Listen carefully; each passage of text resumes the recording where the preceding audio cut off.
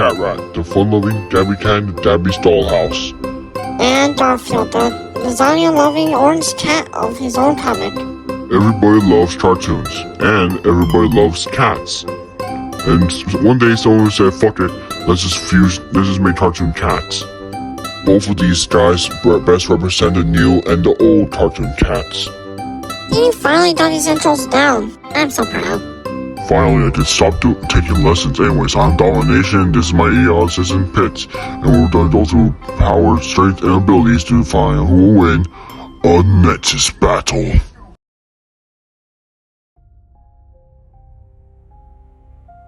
In our universe, we ask questions like, are we alone? Or, how big is it? Is it truly infinite? But here's a better question. Here's a way better question. Where do these thoughts come from? Well, short answer, your imagination. You mean the theme in SpongeBob? Yup. And in the world of Gabby's Dollhouse, it's magic. In this world, Gabby was gifted a magical dollhouse by Grandma. Grandma, by the way. It also came with new friends. Like the cat that'll never leave your side, Pandy, or the spa scientist, Mercat, or even the DJ himself, DJ Catnip, and others we don't have time to talk about. Yup, each of them have their own spawn in Dollhouse. Well, almost all of them. The cat I'm talking about is one that will always pop out anywhere, especially when you say the word shiny. The cat I'm talking about is Catrat. Like the rest of the Gabby cats, they were no toys until Gabby gave them a little bit of imagination magic. It may seem like your average cartoon bad guy or trickster, but he's actually more like than that. And he only ever plays the bad guy. He's actually really well liked in the Dollhouse, and his tricks are just his way of having fun. I mean, he was taught by his grandma herself, Who he really loves, which is just sweet. and he has the equipment to be the best trickster. Don't really see why, because most characters can lift Cakey, who can have a sea of sprinkles, which has been weighed to be around 1.2 quadrillion megatons, which is the same weight as the dwarf planet Ceres. Or the time he traveled to Catrat, assuming it's the same distance as Saturn, it will be moving around over 5,000 times the speed of light. Which is a massive blow because they need to do a hyper jump to get here. Assuming it's the same distance as to that planet, and since it took them 6 seconds to get there, they will be moving around 1.95 billion times the speed of light. And remember, Cameron made this trip without a spaceship. Remind me again when he needs tricks. Because every trickster needs their tricks. He has your standard cartoon trickster weapons like mallets, cowboy lassos, and even pirate gear. But then there's this less conventional stuff like his cat blaster, which can trap you in 3 different ways in a book, yarn, and bubble, or just shrink you down to microscopic sizes. And then there's these hidey holes, which he can either use the ones that he already has, or can make some out of nowhere. Also just like some dimensional manipulation type stuff. Time he connected his hidey holes to the doodle pad, a 2-dimensional space. He even has a submarine with a similar effect of his hidey hole. These holes being able to travel through spatial dimensions saying something because the distance between them is infinite, meaning Catrat is moving through an infinite distance almost instantly. After fixing some problems, he even became a knight in Doll's shield, but he caused a problem. He also may have made a magical bubble that can only be broken by magic. And this bubble also was able to take a hit from Pandy, who steals to Gabby. I'll explain how that's impressive later. Back to the topic of imagination magic. It's quite powerful stuff. All the Gabby cats have them, so might be able to do the same things that I can. You know, like touching the 4th wall, or turning to a ghost like Cakey did, or even making anything with a thought like K-Fairy did. And even allows them to literally warp reality. Or even actually turn into a constellation. Okay, now we're getting into important stuff. Even summon silly bad guys, which one of them, this one, which he scales to, once blocked out the sun. Tell me the size and doing some quick calculation. It would be around 172 billion rotatons. He even has access to merchant's potions, some of which can stop light. And he's quite strategic with them, like stuff like the party tail helps with battlefield control. And he can even, and besides from his silly bad guys, he even has these cute little kitty fish that he adopted, and can also call on his friends on his phone that he for some reason has. From having dice that make clones of himself to even a magic snowdrop that can affect the whole dollhouse, which itself is a cosmology large size. I'm not joking. Within the walls of Dollhouse, there's the 2D spaces, the ocean world, the fairy tale garden, the cake world, the craft world, which, despite being called worlds, have their own stars in them. One of those is the Booty Zone, the only infinite dimension we can find. And outside of that is the 2D universe. The universe that's not contained in a room in the dollhouse, which isn't inside of it, it's actually, well, the thing that contains it. Meaning Catrat's affecting a multiversal structure, and so is Gabby, just shaking with a hiccup. Also gives you really big numbers for scaling. Now outside this already big multiversal structure is the real world. And imagination works within that world, beyond the dollhouse. You just watch the movie, it shows right there. Just saying a lot. And if Pitts, oh right, she done when saying that to him, that the cat was this OP.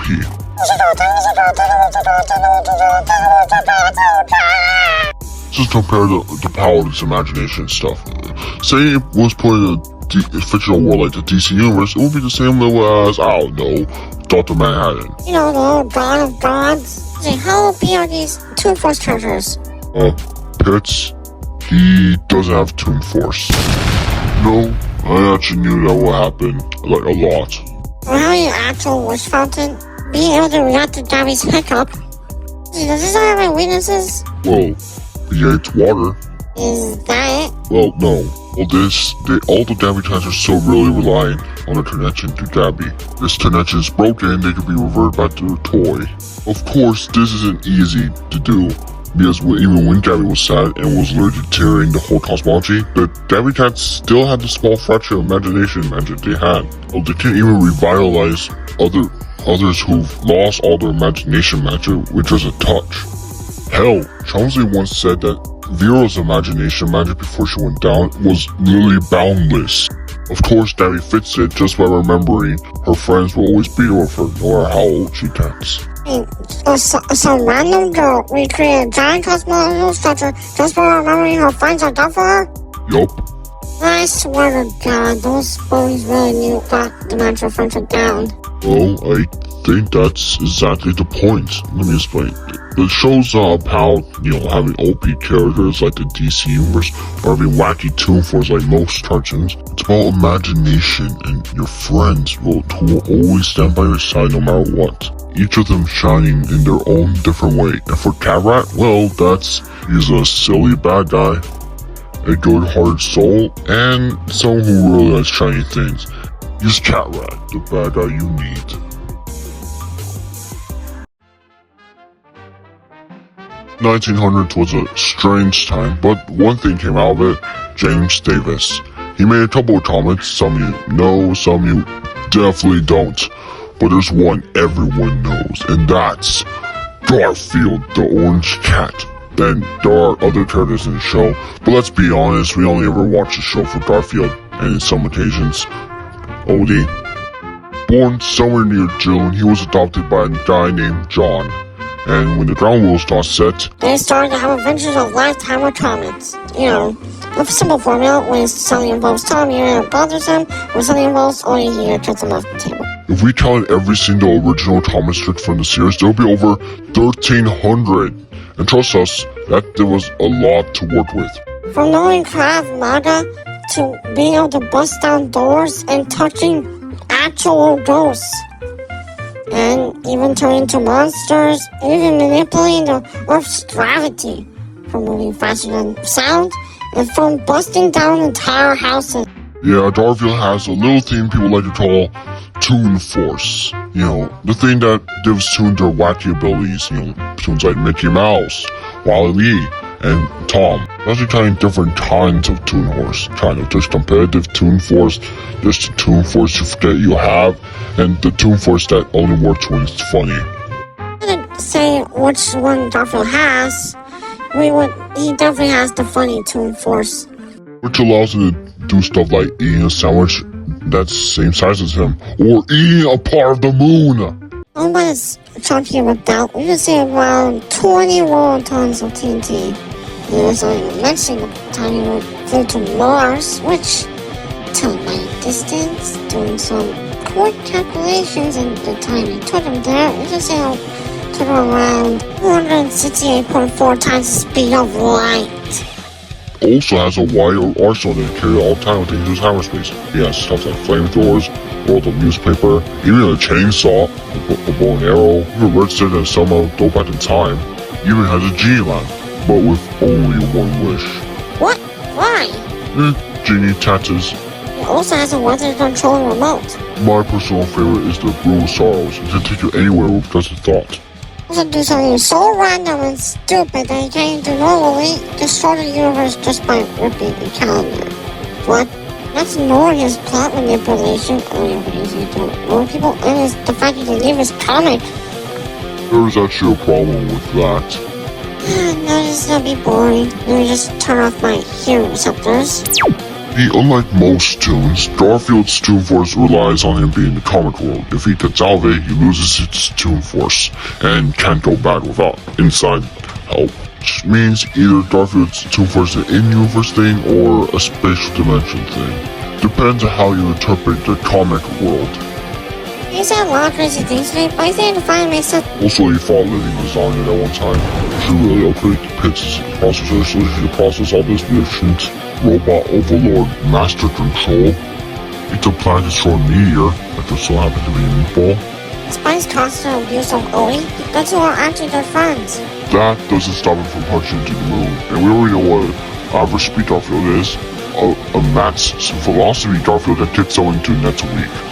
Be interpreted in two different ways. Either kicked him so high he landed a week later, or you kicked him so hard that he went forward in time. With power steroids, they're most built for interpretation too.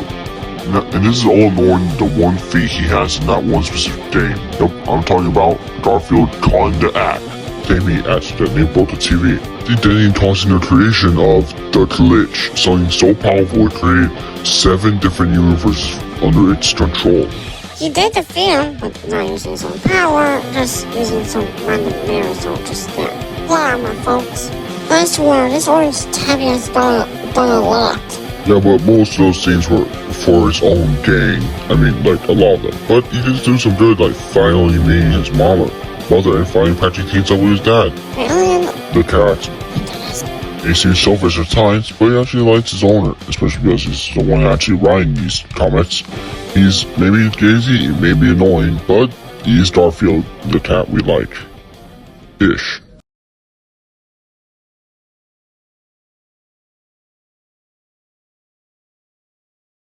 You went through both characters' powers and abilities, now it's time to find out who will win a NEXUS battle.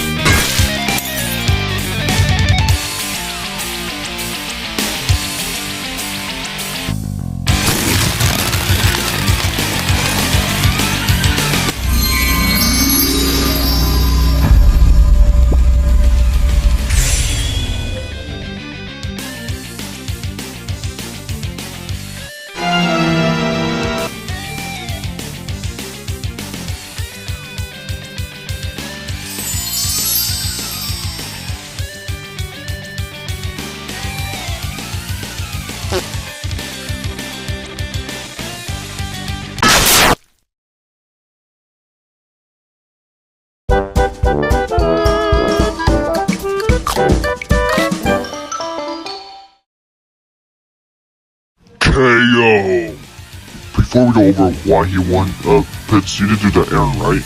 Yep, all red boxes are gone. You have enough of those. Now let's go to the categories, and first time ever, we now have 7 categories, starting with speed and strength. But despite being a fat cat, actually has a impressive feat like his 20-year-old how Moon feat is to Mars. All of which just dwarfed by Catrat, who's millions of times stronger than Moon feat and thousands of times faster than Mars feat. It is getting into the next week thing, but that could be interpreted in 2 different ways. That's ignoring the fact that Catrat shows a strength like this and the react speed like this. Being able to catch people off guard who react to the same speed. I rather take speed and strength, but experience, not so much. Garfield's been around for years and is dealt with much weirder stuff. Not saying Catrat hasn't dealt with weird stuff, but doesn't match Garfield's thousands of comic book experience. Instead of Garfield, let's talk about skill. I think Garfield doing Kawamata one time means he's a master, but he only done it once. In any other fight we've seen is just him throwing stuff at his opponent. Catrat, however, has actually shown a pretty much good skill, like being able to lasso a battle of gold nuggets off a moving train while also pushing another train. Or being able to evade lasers while singing and running. So yeah, Catrat takes a strong edge in skill. Let's talk about arsenals. All of Garfield's normal weapons would just be transmuted into, I don't know, paper. And the Bull Stars just as dwarfed by the hidey holes traveling. Not to mention the fact that he could also clone himself and turn to a constellation. And Garfield's whole thing about him being able to destroy the universe if it's Monday, it's a wager situation, much harder than just to trap Garfield into portals. Catrat can do. But both of them have all kinds of abilities and arsenals, so we can't really say who wins, so we're gonna say it's tie, although very debatable. Let's stop trump cards.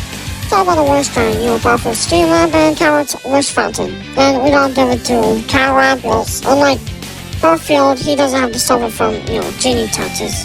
Those are Catrat, but let's talk about Garfield's plot manipulation. A lot of people like to assume that just because Garfield showed only ever to show some levels of plot manipulation, just randomly just summoning things out of nowhere. People just think either just erase Catrat out of existence or just get rid of imagination altogether. But since imagination is a much more higher plane, and Garfield only exists, right here. I don't see him. Well, hang on, let me just zoom in a little bit. Right here in the 2D paper spaces. Wow, that's embarrassing. Hell, just about Catrat himself being in a higher dimension means Garfield wouldn't be able to erase him from existence. That takes trump cards, but let's talk about the last one. Imagination versus Toon Force. Imagination magic allows the user to warp reality, but so does Toon Force. And Toon Force allows you to manipulate the world around you, but so does imagination magic just by thinking. So, who wins? I actually don't know. Pitts? You've been understand ever since I was created. The day I finally know something you don't. Let me explain. Imagination magic has been pretty much stated to be boundless. That's pretty solid looking at the giant cosmology you can make. Garfield can't really sever the connection he has with Gabby, even if he could, that could take months or even years to take effect. And Garfield doesn't have a way to get rid of imagination, but does Catrat have a way to get rid of Garfield's Toon Force? And the answer is actually yes. Garfield that's real, people like to see it as a way he comic book, but people like to ignore that, well, he also lost all his Toon Force when he did. If the comic book world's in our universe, Catrat could always, just change the comic book world itself. With his dimensional space thing, then his eye holes and stretch through dimensions. No matter what way you slice it, without Toon Force, Garfield's basically dead. And Catrat, the last advantage he needs to win. Garfield may have hundreds of years of comic book experience, but Catrat has the magical friendship potions he needs to win. In the end of the day, Garfield could claw his way to victory. The winner is Catrat.